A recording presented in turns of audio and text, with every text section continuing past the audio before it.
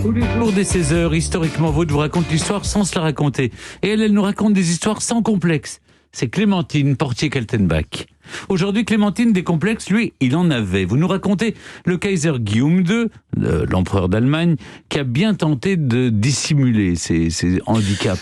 Oui, et c'est une clé de compréhension de ce personnage, une clé majeure, parce que sans cette douleur d'enfance et ce complexe qu'il a trimballé toute sa vie, eh bien, peut-être eût-il été différent, Guillaume II. Il est, vous le savez, le petit-fils de la reine Victoria par sa mère. Sa mère était la fille aînée de Victoria, et sa naissance, le 27 janvier 1859, la naissance de Guillaume, bien sûr, a été extrêmement difficile. Sa mère et lui ont bien failli mourir, et sa mère, rappelons-le, n'avait que 18 ans. Hein. On commence très tôt, quand on est les princesses ou reines, à avoir des enfants. Hein, et je crois que c'est Sissi qui s'est retrouvée grand-mère à 36 ans. Bon, enfin, c'est un autre sujet. Bon, bref, donc, tout le monde a failli mourir dans l'histoire. On s'est concentré sur la mère, bien sûr, et du coup, le petit nouveau-né, le petit Guillaume, a été un peu négligé. On s'aperçoit qu'il ne respire plus à un moment. Ah oui. On s'aperçoit que son bras gauche est paralysé. Il souffre de ce qu'on appelle une paralysie obstétricale du plexus brachial. C'est une complication liée à l'accouchement. En gros, on l'a tiré par l'épaule, si vous voulez. Bon, et puis donc ça va. Après la naissance, son bras est paralysé et on se rend compte très vite que son bras grandit moins vite que l'autre. Ah, voilà.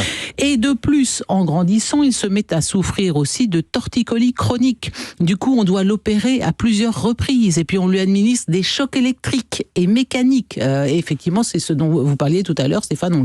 On essaie de lui allonger le membre un peu défectueux, si j'ose dire. Tout ça, c'est hyper douloureux. Donc, c'est une enfance d'opération et de souffrance. Et Guillaume, dans tout ça, se sent complètement délaissé par ses parents. Sa mère l'appelle l'estropié.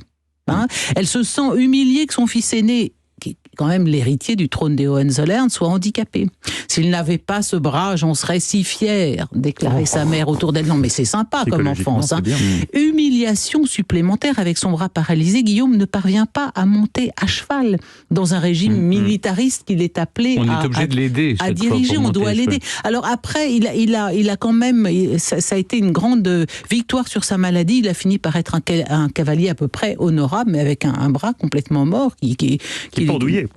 Qui pendouillait, oui, si on veut. Donc, si vous voulez, voilà comment on rentre dans les livres d'histoire. Et puis surtout, bien sûr, après une guerre perdue et l'effondrement de l'Empire allemand, eh bien, malheur aux vaincus. Donc, voilà, l'image de Guillaume II, c'est un homme hautain, désireux d'imposer sa volonté, arrogant, et que les historiens d'après-guerre décrivent comme un va-t-en-guerre prêt à en découdre, et le responsable de la guerre de 14.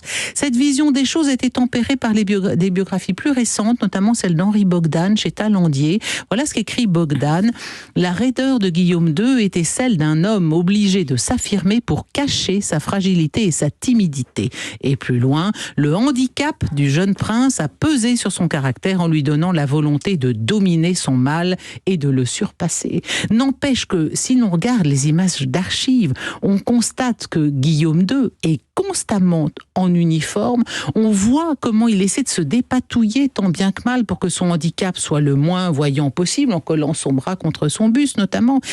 Alors Bogdan nous dit, mais oui, il n'est pas du tout le seul roi qui apparaît constamment en uniforme. Ses cousins, Georges V et le tsar Nicolas II en font autant, c'est vrai. Mais enfin, ses cousins n'avaient pas, comme lui, 200 tenues militaires. Ils ne se changeaient pas plusieurs fois par jour d'uniforme. Ils n'avaient pas derrière leur bureau, en lieu et place d'un fauteuil, une selle pour constamment être à cheval, en situation de partir au combat. Bon, avec tout ça, bien sûr, il y a la situation européenne et puis la mort de la grand-mère, la Victoria. Et à partir de la mort de Victoria, gros refroidissement dans les relations entre les cousins, notamment parce que Guillaume II est jaloux du magnifique empire colonial que l'Angleterre a réussi à constituer. En tout cas, sur le plan du tempérament, d'après ses contemporains, il avait un avis sur tout, il voulait avoir le dernier mot sur tout, il était très intransigeant, il manquait de tact et l'un de ses chanceliers, von Bülow, a raconté qu'il devait passer son temps à réparer les bourdes diplomatiques du Kaiser.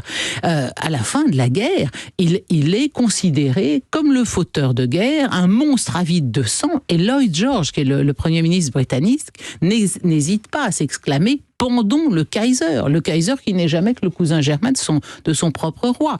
Vous le savez, Guillaume II a abdiqué.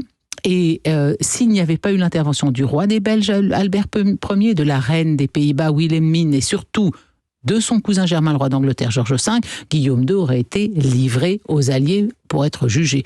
Au lieu de cela, il mourra en exil en Hollande, notamment très marqué par la mort de son 6e fils sur ses 7 enfants, Joachim, qui avait plongé dans une profonde dépression, qui ne supportait pas d'être devenu un simple particulier. Quant à Guillaume II, on s'accorde aujourd'hui à dire que s'il n'a pas forcément déclenché la guerre, en tout cas, il n'a rien fait pour l'arrêter. Et je le disais, ce complexe, cette maladie d'enfance est une clé majeure pour le comprendre. Alors, dissimulateur, oui.